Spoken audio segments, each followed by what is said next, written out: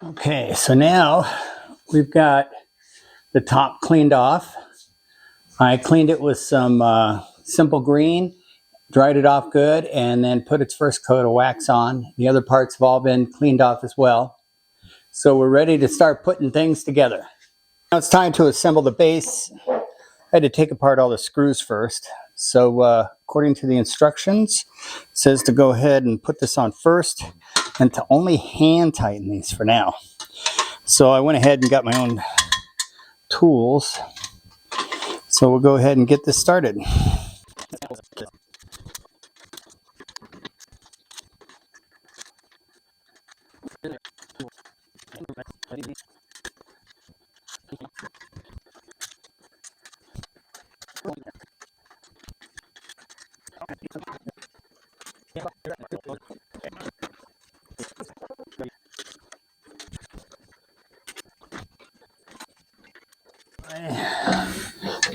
Go ahead.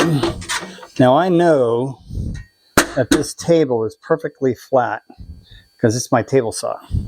So what I am going to do is snug this up just a bit. Let's see what size are these. There we go. I'm going to snug this up just a little bit. Okay, and there we go. Base is done. Okay, now it's time to mate the bandsaw to the base. And I propped it up on some 2x4s as instructed. And we have these screws here. So what I did is I got a long 10mm socket because this is going to obviously screw on here longer.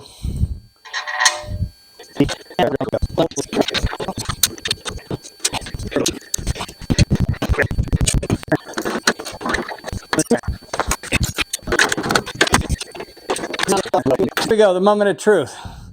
Now I could supposedly lift this thing up all by myself. Ugh. Oh, that wasn't so bad. Yay!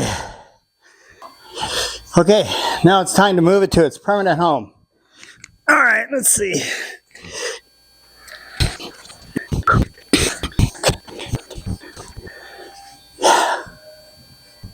So we have these 4 bolts that are required, Allen wrench, a table, and then we are going to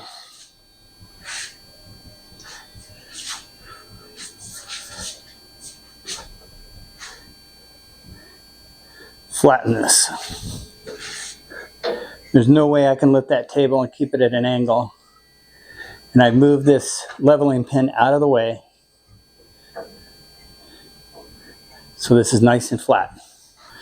Okay, this thing is heavy, very, very heavy.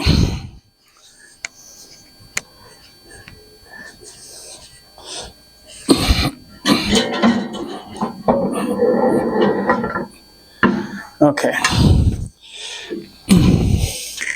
I'm going to use this Allen wrench to register the bolt hole. There we go. That works nicely.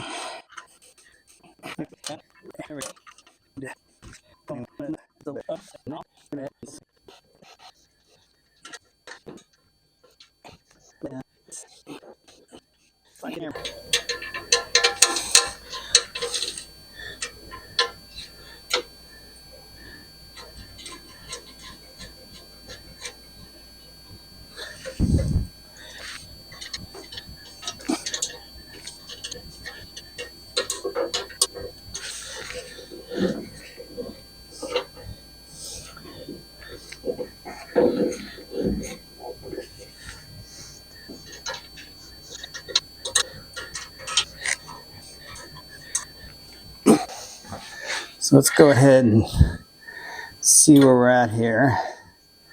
We're not quite there.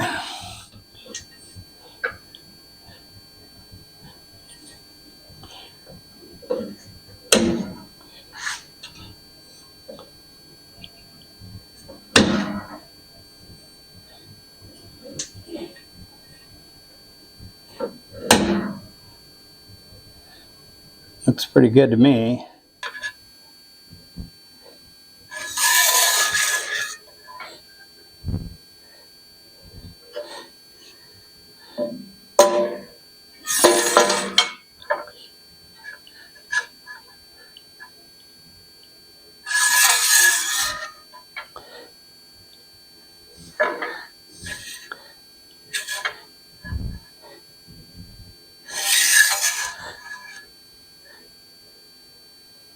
There we go. Looks good.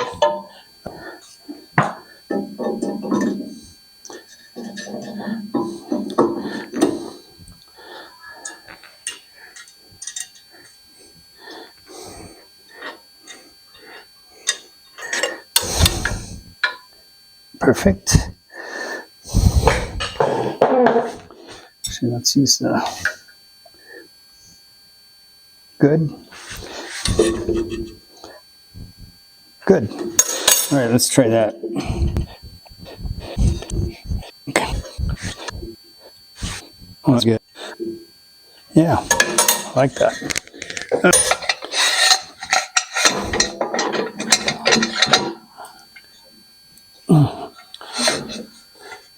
There we go. All right. There.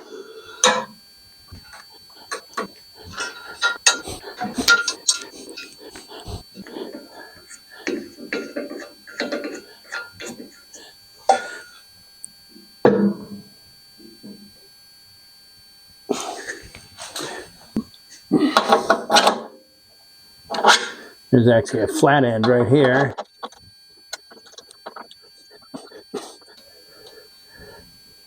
Okay.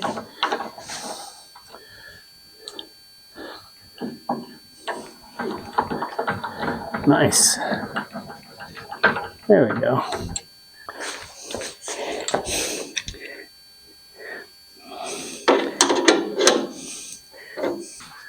This goes up here.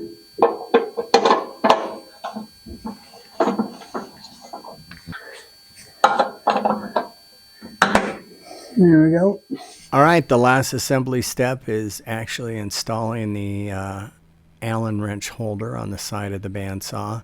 And once that's done, then it's time to go ahead and start making some adjustments before you actually power on your bandsaw for the first time. Now, I found the instructions to be very informative and easy to follow.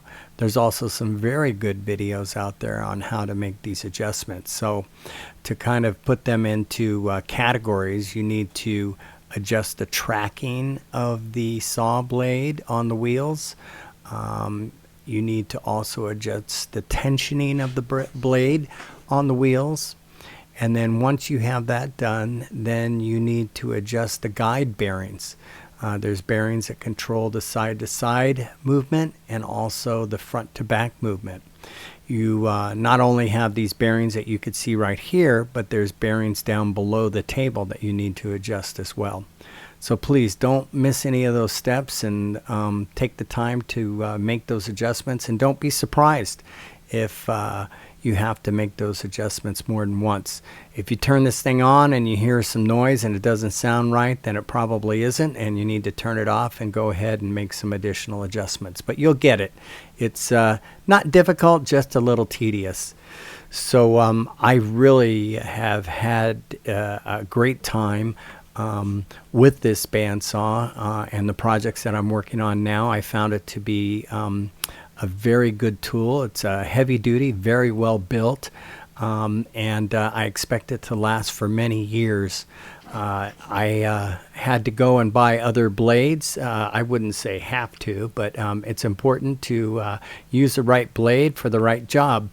There's thin blades to do scroll work, and then there's larger blades to do resawing, and then everything else in between. So just like any other tool, you need to make sure that you have the right accessories to be able to do the right work. So I hope you enjoyed this video. If you did, please take a moment and give me a like, and then also please hit the subscribe button. Thank you for watching, and have a good day.